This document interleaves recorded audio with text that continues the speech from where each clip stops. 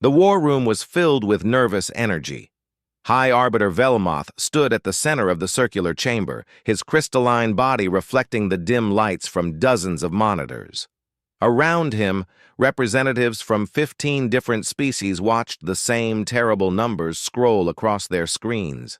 3 years of war, 40 star systems burned, billions dead. And still, the Vrakan Empire pushed forward. Hyejin walked into the room carrying a data tablet. She was young for an intelligence officer, barely 30 cycles old, but her eyes held a weight that came from seeing too much death. She had worked without sleep for 2 days straight, and it showed in the way she moved. "High Arbiter," she said quietly. "We have a problem." Velmoth turned to face her. His species didn't have faces the way most beings understood them, but the way his crystalline structure shifted showed concern. "Another problem? The Vrakan just destroyed the 6th Fleet. Our eastern territories are collapsing. What could be worse?" Hyejin activated her tablet and projected a hologram into the center of the room. A small blue planet appeared, spinning slowly. White clouds swirled across its surface. Green land masses sat between vast blue oceans. It looked peaceful, beautiful even. "This is Earth," Hyejin said. "It's located in the Sol system, on the outer edge of the western spiral arm. We classified it as a death world about 50 cycles ago and marked it as off-limits for contact." One of the council members, a floating jellyfish-like being named Kel, waved a tentacle dismissively. "Death worlds are common. Why does this matter now?" "Because the Vrakan contacted them," Hyejin replied. 3 weeks ago, they offered the humans technology, territory, and a place in their empire. In exchange, they want military support. The room fell silent. Velmoth's crystalline body pulsed with a dark red color, the equivalent of a human going pale. "Did the humans accept?" "Not yet. But our surveillance shows they're considering it. The humans have been watching our war. They've been listening to our broadcasts, studying our ships, analyzing our tactics. They know everything about us, and we know almost nothing about them." Kel made a bubbling sound that translated as laughter. "One primitive species will not change the balance of this war. We have 15 civilizations fighting together." "What can one planet possibly do?" Hyejin looked directly at the floating creature. "That one planet has a gravity level 30% higher than galactic standard. The atmospheric pressure would crush most of our species. The native predators are so dangerous that the humans built weapons just to survive in their own neighborhoods. The weather systems regularly destroy entire cities. Diseases that would be minor annoyances to us would kill a human in days. So they evolved immune systems that attack everything aggressively." She paused, letting that sink in. "And despite all of this, humans became the dominant species on their planet in less than 1,000,000 years. They went from stone tools to spaceflight in 10,000 years. They split the atom before they left their atmosphere. They built weapons capable of destroying their entire planet, and they've done it dozens of times over." Another council member, a reptilian being named Sath, leaned forward. "You're saying they're dangerous. But dangerous species exist. We can handle them." "Can we?" Hyejin expanded the hologram. New images appeared, showing human cities, human technology, human ships. "Let me show you what makes humans different. On most civilized worlds, the military represents about 1/10 of 1% of the population. Professional soldiers, career warriors, trained specialists. On Earth, 10% of the population serves in active military duty. Another 30% are in reserve status. That means 40% of their entire species has military training." "Impossible," Kel said. "Who would build such a society?" "A species that evolved on a death world," Hyejin replied. "A species that spent most of its history fighting itself. They have over 200 separate nations on one planet. For thousands of years, they were constantly at war with each other. They only stopped fighting themselves recently, and only because they ran out of enemies. She pulled up more data. Their military technology is crude by our standards, but it's effective. They don't have energy shields. Instead, they use armor plates several meters thick. They don't have plasma weapons.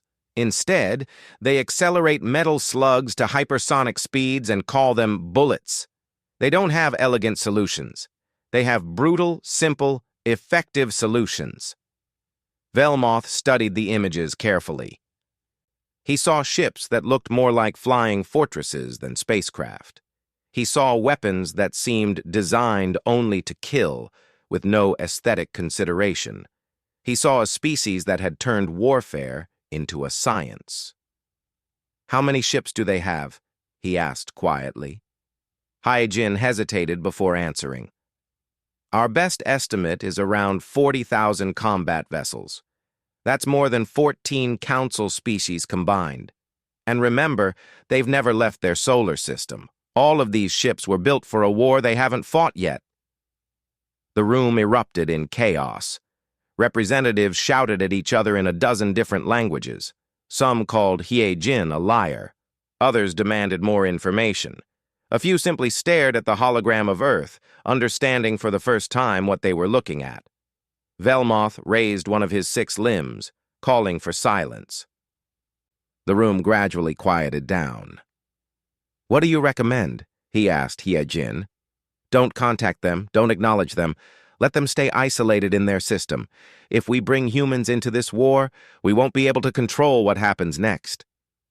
But even as she said it, Hyejin knew it was too late. The Fraken had already made contact. The humans were already aware of the galactic community. The only question now was which side they would choose. And in her heart, Hyejin feared that the answer wouldn't matter. Whether the humans fought for the Council or against it, the galaxy would never be the same again. The human ships arrived exactly on time. Tai Min had promised they would appear at the Council station at noon, Galactic Standard Time, and at noon 3 vessels emerged from faster-than-light travel in perfect formation. Hyejin watched from the observation deck as the ships approached. They were ugly. That was the first thought that came to her mind, and she felt guilty for thinking it. But it was true. Council ships were elegant, curved, beautiful works of art that happened to fly through space. Human ships looked like someone had taken rectangular blocks of metal, covered them in guns, and bolted on engines as an afterthought. The largest of the 3 ships was called the Soul's Pride, according to the identification signal. It bristled with weapon emplacements. Hyejin counted at least 200 visible gun ports on the side facing the station. The ship's hull was scarred and pitted, as if it had been through battles before, even though humans supposedly had never fought anyone but themselves. Tai Min was the first human to step off the shuttle. He was shorter than Hyejin expected, barely reaching her shoulder. He had dark hair cut very short and wore a simple dark blue uniform with no decorations. When he saw the greeting party, he smiled warmly and bowed in what Hyejin later learned was a traditional human gesture of respect. "Thank you for inviting us," Tai Min said in perfect galactic standard. His accent was strange but understandable. "My government is honored to meet with the Council." Velmoth returned the greeting in his own way, his crystalline body pulsing with gentle blue light. "Welcome, Ambassador. We hope this is the beginning of a long friendship between our peoples." The negotiations began the next day. The Council laid out their offer in simple terms. They needed help. The Vraken were winning.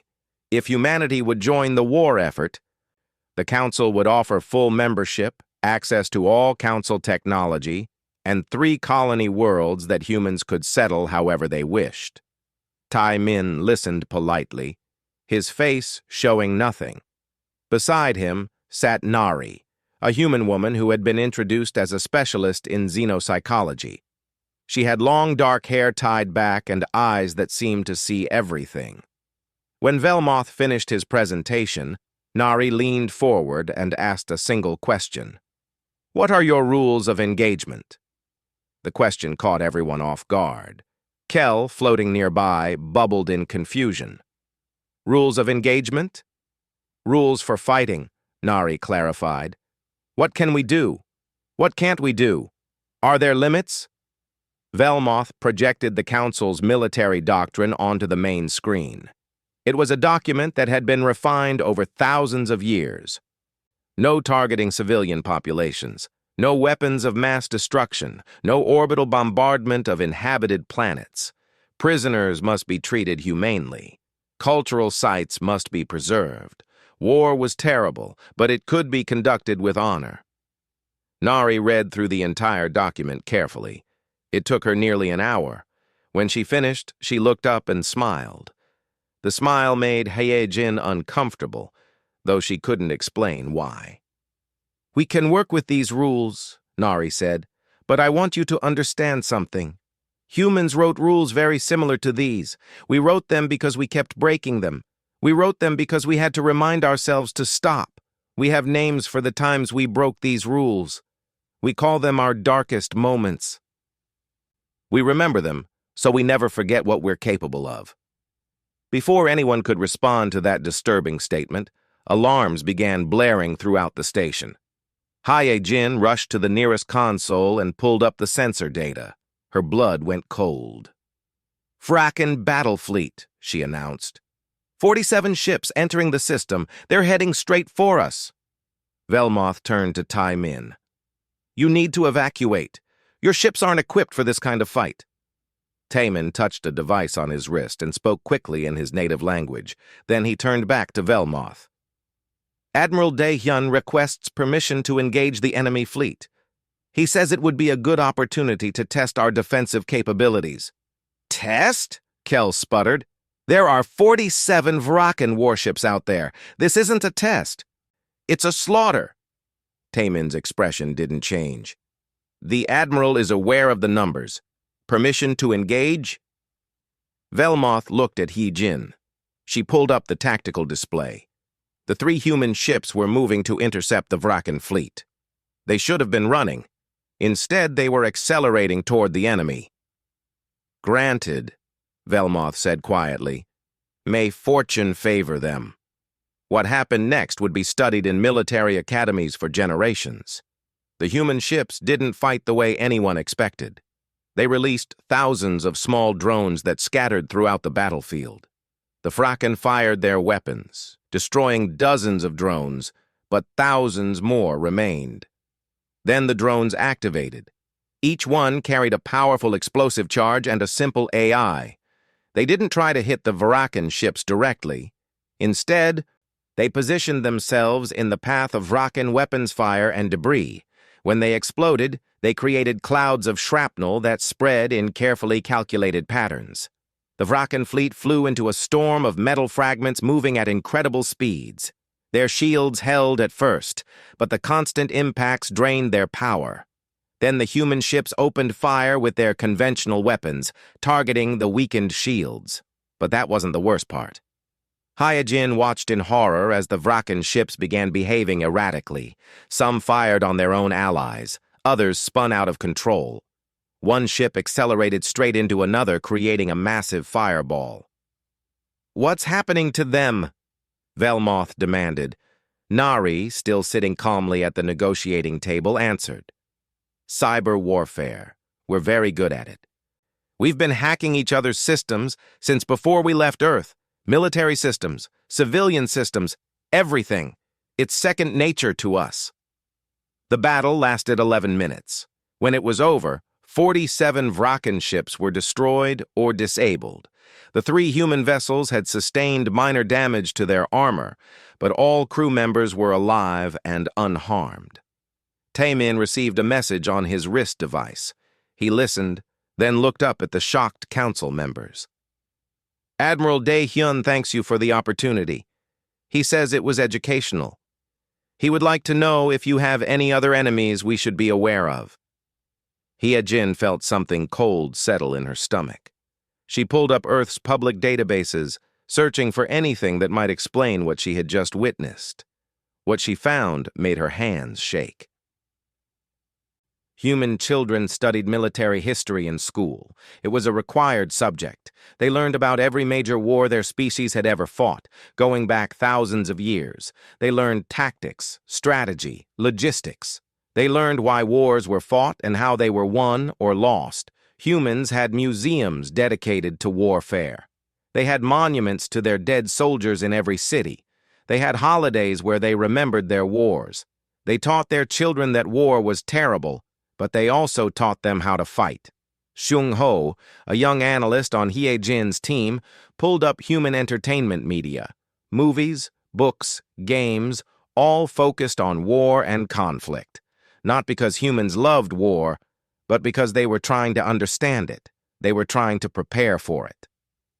"They've been getting ready," Xiong Ho whispered. "Not for this war. For any war. They've been preparing to fight someone since before they knew we existed." And now Hye Jin realized they were here. The galaxy's greatest fear had arrived, and the Council had invited them in. Earth signed the Alliance Treaty on a Tuesday morning. The ceremony was broadcast across the entire galactic network, showing representatives from all Council species gathering to welcome humanity into their community. Tai Min signed the document with a simple pen, an ancient human writing tool, which he then presented to Velmoth as a gift. "We're honored to fight alongside you," Tai Min said during his speech. "Earth will commit 15% of our military capacity to defend Council territories. We hope this will be the beginning of a lasting friendship." 15% sounded small to most species. But Hye Jin had done the math. 15% of Earth's military meant 6,000 ships, 2 million soldiers, and support staff numbering in the tens of millions. It was more than most Council species could field if they mobilized their entire civilization. Admiral Dae Hyun arrived 3 days later with the 3rd, 7th, and 9th fleets. He was an older man with gray hair and a face full of wrinkles that Nari explained came from years of smiling. He greeted the Council liaison with a firm handshake and a slight bow. "We've been assigned to the Outer Rim territories," he said, studying a star map. "I understand this is considered a low-priority front?" The liaison, a bird-like creature named Feck, nodded nervously. "The Vraken maintain only a small presence there, mostly raiding parties and supply convoys. We've been holding them off with minimal forces." Dae Hyun smiled. "Good. We'll handle it. Don't worry about the Outer Rim anymore. You can focus your forces elsewhere." The first human engagement happened 2 days later. A Vraken raiding party attacked a mining colony in the Outer Rim, expecting minimal resistance. Instead, they found Captain Jiwoo and her ship, the Soul's Vengeance, waiting for them. Jiwoo was young, barely 30 years old, but she commanded her crew with absolute confidence. When the Vraken ships appeared, she didn't wait for them to attack. She struck first. The Soul's Vengeance accelerated to combat speed in seconds, moving faster than the Vraken sensors could track. Jiwoo brought her ship alongside the largest enemy vessel and deployed what humans called boarding torpedoes. These were small armored pods containing human soldiers in powered combat suits. The Vraken tried to shoot down the torpedoes, but they were too fast and too small. They punched through the enemy hull and delivered their cargo directly into the ship's corridors.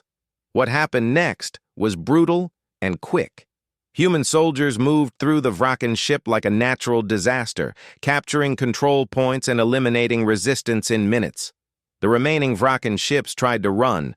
They didn't make it far. Jiwoo had deployed something called a minefield before the battle even started. Thousands of small explosive devices floating in space, each one with sensors and propulsion. When the Vraken ships tried to flee, the mines activated and pursued them.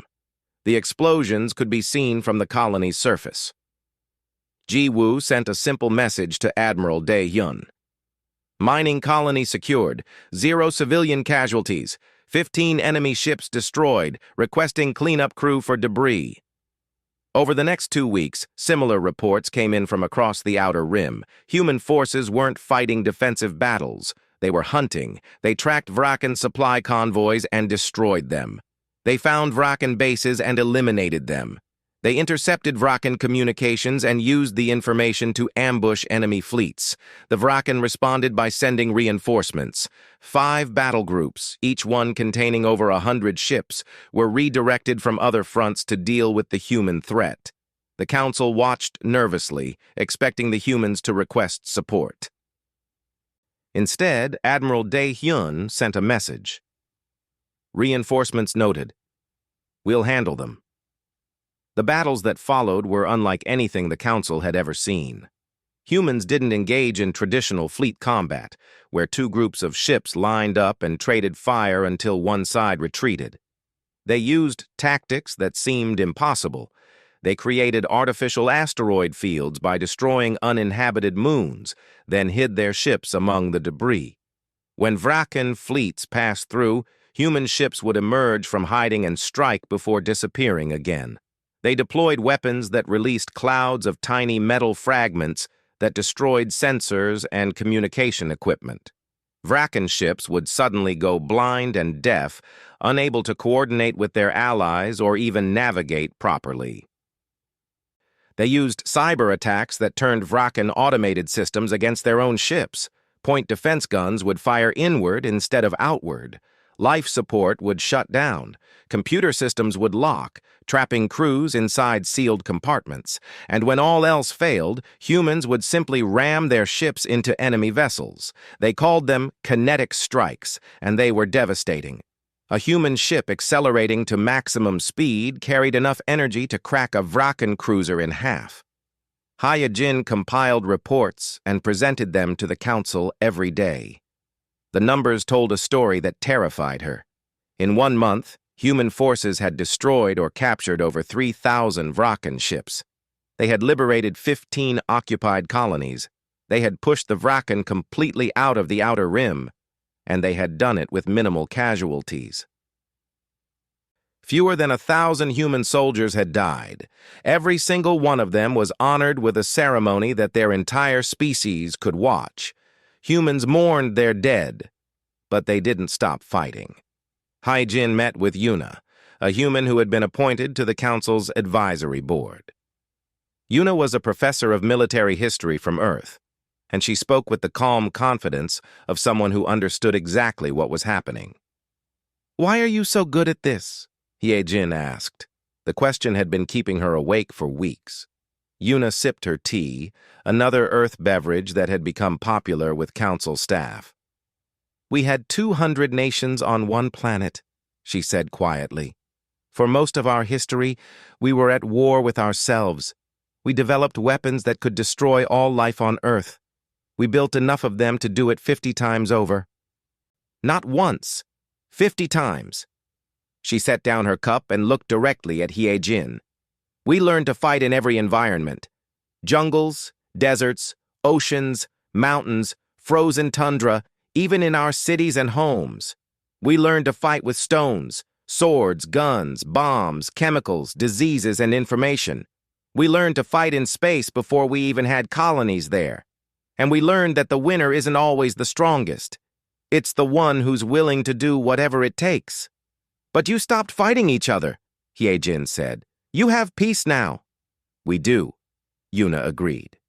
"Not because we learned to love peace, but because we ran out of enemies. We had fought everyone we could find on our planet. We had perfected warfare to the point where another global war would have destroyed us all. So we stopped, not out of wisdom, but out of necessity." She leaned back in her chair. "And then the Vrakan showed up and gave us new enemies. You can't imagine how excited some of our military planners were. Finally, a war where we don't have to hold back. Finally, an enemy that isn't also human." The words chilled Hyojin to her core. "Hold back? You're not holding back now." Yuna's smile was sad. "Yes, we are. We're following your rules. We're being careful. We're trying to minimize civilian casualties. If we weren't holding back, this war would already be over." And that was when Ye-Jin truly understood what the Council had done. They hadn't recruited an ally. They had unleashed something that should have stayed contained. The emergency session was called at midnight, Galactic Standard Time. Council representatives arrived at the central chamber in various states of distress. Some were shaking. Others couldn't speak. Velmoth stood at the center of the room, his crystalline body pulsing with dark colors that Ye-Jin had never seen before. "The Vraken deployed their planet-killer weapon," Velmoth announced. His voice, usually calm and measured, trembled with rage and fear. "They targeted New Busan, a human colony world with 3 million civilians. The weapon was designed to destabilize the system's star." A hologram appeared in the center of the room, showing the weapon in action.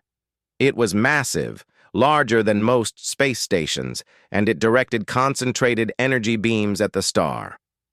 The temperature began to rise. Solar flares erupted. In a few days, the star would have gone nova, destroying everything in the system.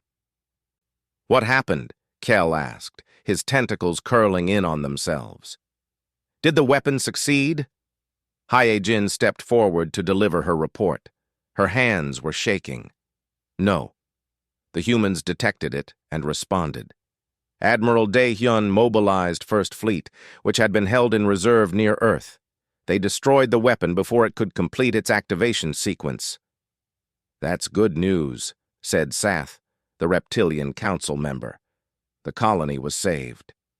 "Let me finish," Ye-Jin said. Her voice was hollow. "The humans traced the weapon's construction back to its manufacturing world, a planet called Vraken Prime 7, deep in enemy territory. Population 12 billion. It was a manufacturing center, not a military base. There were civilians there, families, children." She pulled up new images. What they showed would haunt everyone in that room for the rest of their lives. The human fleet had arrived at Vraken Prime 7 and began orbital bombardment without warning, without negotiation, without mercy. They used weapons the Council had banned thousands of years ago. Kinetic strikes that hit with the force of nuclear weapons. Directed energy beams that burned through the atmosphere. Self-replicating machines that consumed everything they touched. The bombardment lasted 40 minutes. When it was over, Vraken Prime 7 was a dead world. 12 billion beings had been alive in the morning.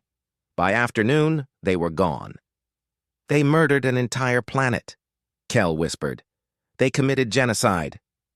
"They sent a message," Ye-Jin corrected, pulling up the communication logs. "The humans broadcast this on all Vraken channels. You targeted civilians. We don't make that distinction anymore. Surrender, or we end your species." The room erupted in chaos. Representatives shouted at each other in a dozen languages. Some demanded the humans be expelled from the Council immediately. Others argued they had no choice, that the Vraken had started it. A few simply sat in stunned silence. Velmoth raised all 6 of his limbs, calling for quiet. The room gradually settled down. "What else?" he asked Ye-Jin. "There's more, isn't there?" Ye-Jin nodded. "The humans have mobilized their full military, not the 15% they committed to the Outer Rim. Everything. Our intelligence shows ships moving from Earth and all human colonies. They're converging on all Vraken positions across the galaxy." She pulled up fleet movement data. The scale was almost incomprehensible. Thousands of ships, moving in coordinated formations, striking at Vraken territory from dozens of directions simultaneously, and the human commanders had stopped consulting with Council leadership. They were fighting their own war now. "They're using forbidden weapons," Shung-Ho added, standing beside Ye-Jin. He had compiled a list of violations. "Biological agents, chemical weapons, AI-controlled kill swarms, relativistic kinetic strikes, weapons designed specifically to cause maximum casualties with minimal effort." "And the Vraken are collapsing," Ye-Jin continued. "Their military command is fractured. Their economy is failing. Their civilian government is trying to negotiate. But the humans won't respond. We intercepted this communication yesterday. She played an audio recording. It was a conversation between Admiral Dae-hyun and someone identified as President Hyun-woo of Earth. President Hyun-woo's voice was calm, almost casual. Admiral, the Council is requesting we scale back operations. They're concerned about collateral damage. Dae-hyun's response was cold. Collateral damage? Sir, the Vraken tried to blow up our sun. Should I remind the Council that we're fighting this war as a favor to them? They're afraid of us now. Good. Fear is honest. Tell the Council we'll finish this war in 6 months. They can either stay out of our way or help. But if they try to stop us, they'll learn why Earth has a contingency plan labeled Hostile First Contact. The recording ended. No one spoke. The implications were clear. Earth had plans for fighting the Council. They had probably developed those plans years ago, maybe even before they knew the Council existed. They had planned for every possibility, including the possibility that their allies would become their enemies. Velmoth made a decision. I'm going to Earth. I'll take a delegation with me. We need to speak with human leadership directly. The journey took 3 days. Velmoth, Hyejin, and 10 other council members traveled to the Sol system. They expected to find a military dictatorship, a warrior culture that had consumed its civilian government. What they found was completely different. Earth was beautiful, blue and green and white, spinning peacefully in space. Ships came and went, carrying trade goods and passengers. Cities glowed on the night side of the planet. Everything looked normal, peaceful, civilized. They met with Defense Minister Sora in a simple government building. Sora was a small woman in her 50s with gray hair and kind eyes. She served them tea and asked about their journey. She was polite, friendly, and completely terrifying because of how normal she seemed. We need you to stop, Velmoth said, getting straight to the point. Your forces are using weapons that civilized species banned millennia ago. You're destroying entire worlds. You're committing acts that will haunt the galaxy for generations. Sora nodded slowly. I understand your concern.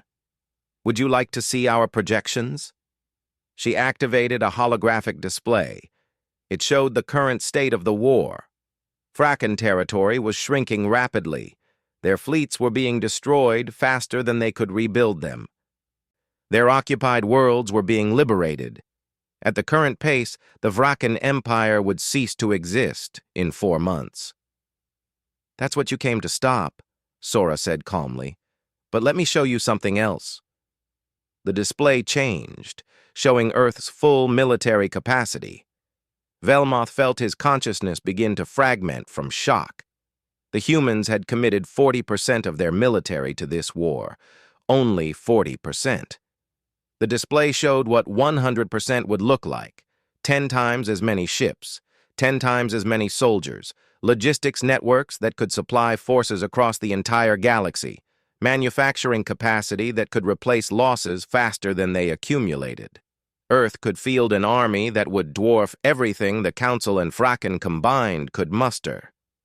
Why haven't you conquered us? Velmoth asked, his voice barely a whisper. Sora smiled. It was a genuine smile, warm and sad. Because you asked nicely, and because we thought we could be friends. We still hope we can be friends. But we need you to understand something. She stood up and walked to the window, looking out at the city below. We're not doing this because we enjoy it. We're doing this because you asked for our help, and we keep our promises. We're doing this because the Vraken tried to murder 3 million of our people. And we're doing this because we learned a long time ago that half measures in war only lead to more war. She turned back to face them. So here's what's going to happen. We're going to finish this war. We're going to make sure the Vraken never threaten anyone again. And then we're going to come home and go back to being your friends. But we can't do that if you try to stop us now. Hyejin found her voice. And if we do try to stop you? Sora's expression didn't change, but something in her eyes grew colder. Then you'll learn what the Vraken are learning right now. That humans are excellent friends and terrible enemies. And you'll learn why we prepared for first contact by building weapons instead of reaching out peacefully. The meeting ended soon after. As they traveled back to Council space, Velmoth made another decision. The Council would formally request that humanity negotiate peace terms with the Vraken, and they would accept whatever terms humanity demanded because they had no other choice. The surrender ceremony took place on a neutral station between Council and Vraken space. Representatives from every species involved in the war gathered to witness the end of 3 years of brutal conflict. But everyone knew this wasn't really a peace negotiation between equals. This was the Vraken begging for mercy. Captain Jiwoo represented humanity at the ceremony. She wore her formal uniform, dark blue with minimal decorations. She walked with quiet confidence, carrying herself like someone who had already won and was simply completing the paperwork. Beside her walked 2 human soldiers in powered armor, their weapons visible but not threatening. The Vraken representatives arrived looking defeated. Their leader, a tall being with gray skin and too many eyes, could barely meet anyone's gaze. His name was Threk, and he had once commanded the mighty Vraken battle fleets. Now, he commanded nothing. Jiwoo greeted him with a slight bow, the same gesture of respect that Tae-min had used when humans first arrived at the Council station. The gesture surprised Threk. He had expected hatred, contempt, or triumph. Instead, he received courtesy. "Thank you for coming," Jiwoo said simply. "Shall we begin?" The terms were read aloud for everyone to hear. Complete disarmament of the Vraken military. All warships to be turned over to Council or human forces. Reparations to be paid over 100 years to species harmed by Vraken aggression. War crimes tribunals for military and political leadership who had authorized attacks on civilian populations. But there was no enslavement, no genocide, no occupation of Vraken worlds. Humans were not taking revenge. They were establishing peace. When the terms were read, Threk finally looked up at Jiwoo. "Why spare us? We tried to destroy your colony. We tried to kill millions of your people. If our positions were reversed, we would not show mercy." Jiwoo's expression didn't change, but something in her eyes softened slightly. "I know. That's why you lost." She gestured to the document on the table between them. "We're not here to destroy you. We're here to make sure this war ends and never happens again. Your species will survive. Your culture will continue. Your children will grow up knowing peace. But you'll remember what happened when you chose war. Everyone will remember." Threk signed the document with a trembling hand. The war was over. The demobilization began immediately. Human forces started withdrawing from forward positions. Soldiers returned to Earth and the colonies. Admiral Dae-hyun retired from active service and accepted a teaching position at a naval academy where he would train the next generation of officers. Tae-min continued his work as a diplomat, now focused on integrating humanity into galactic society. He traveled to different worlds, learning about their cultures, their histories, their hopes. He was good at his job, and people liked him. The fact that he represented the species that had just won a war made some nervous, but Taemin's warmth and genuine interest in other cultures gradually eased those tensions. But the galaxy had changed in ways that couldn't be undone. Every species now understood what a Deathworld species could do when provoked. Military academies across Council space began studying human tactics. Defense ministers quietly contacted Earth, asking about technology sharing and training programs. No one wanted to be on the wrong side of a conflict with humanity. Hyajin, promoted to High Intelligence Director, maintained her watch over human activities. It was part of her job, but it had also become personal. She wanted to understand these strange beings who could be both terrifyingly violent and surprisingly kind. She met regularly with Shung Min, her human counterpart in intelligence. He was younger than her, perhaps 35 by human counting, with an easy smile and a love for something called Korean historical dramas. They had developed a friendship over the months, built on mutual respect and cautious trust. One day, over tea in a quiet cafe on the council station, Hyejin asked the question that had been bothering her since the war ended. "Do you think we'll ever go to war? Humans and the council?" Seungmin was quiet for a long moment, considering his answer carefully. "I hope not. I really do. But I've studied history, both human and galactic. I know that peace is precious because it's temporary. Alliances change, interests conflict. What seems impossible today becomes inevitable tomorrow. And if it happens? If we end up on opposite sides?" He looked at her with those dark eyes that held both sadness and honesty. "Then I hope you surrender quickly. Because if we fought you, we wouldn't be bound by your rules anymore. We'd be fighting for survival, and humans are very good at survival. We've been doing it since before we were truly human." Hyejin felt a chill run through her body. "You learned from this war." "Of course we did. We always learn. We study every battle, every engagement, every mistake. We're probably developing countermeasures right now for every tactic the Council used against the Vraken, not because we want to fight you, but because we might have to someday. It's just how we think." He took a sip of his tea. "But here's the thing that gives me hope. We also learned that we can be friends with other species.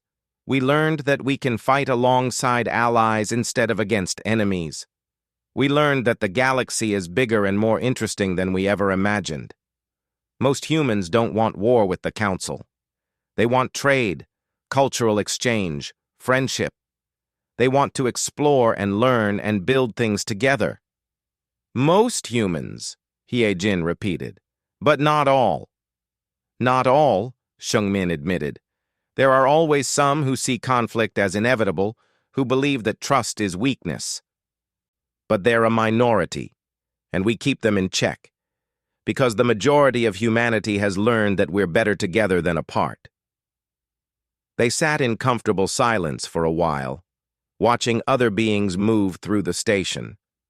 Representatives from dozens of species, all living and working together. It wasn't perfect, and it would never be perfect. But it was better than war. The final scene played out on Earth. Hyejin stood in a viewing area looking down at the planet from orbit. Blue oceans, green continents, white clouds, everything spinning peacefully in the void. Ships came and went, carrying goods and people between Earth and the rest of the galaxy. Humanity had become part of galactic civilization, a cornerstone species that others looked to for strength and stability. But Hyejin knew what others couldn't see. Hidden in the asteroid belt, in classified shipyards, new vessels were being constructed, more advanced than the ships that had fought the Vraken, more powerful, more efficient. Humanity hadn't forgotten the lesson that peace was temporary. They were preparing for the next war, whenever it might come. She thought about saying something to Seungmin, who stood beside her. But what would she say? That she knew humanity was building weapons? He already knew she knew. It wasn't a secret. It was just reality. Instead, she asked a different question. What will humans teach their children about this war? Seungmin smiled. The truth. That war is terrible and necessary. That we're capable of great destruction and great mercy. That we made friends with the galaxy and we protected those friends when they needed us. And that we hope we never have to do it again, but we'll be ready if we must. Later, Hyejin would read a passage from a human children's textbook on galactic history. It was simple, written for young students, but it captured something profound. The passage read, "We taught the galaxy that humans make excellent friends. We also taught them that we make terrible enemies. Both lessons were necessary." And in that simple statement, Hyejin understood the full truth of humanity. They were a species that had evolved on a world that tried to kill them every day. They had survived by being adaptable, resilient, and creative. They had thrived by working together and planning for every possibility. They had reached the stars not despite their violent nature, but because of it. The galaxy would never be the same. Humanity had joined the community of spacefaring species, bringing with them all their contradictions, their capacity for friendship and their capacity for destruction, their desire for peace and their preparation for war, their hope for the future and their memory of the past. Heejin watched Earth spinning below, beautiful and deadly, peaceful and dangerous, and she understood that this was just the beginning. Humanity had fought one war. There would be others. But for now, there was peace. And that, she thought, was enough.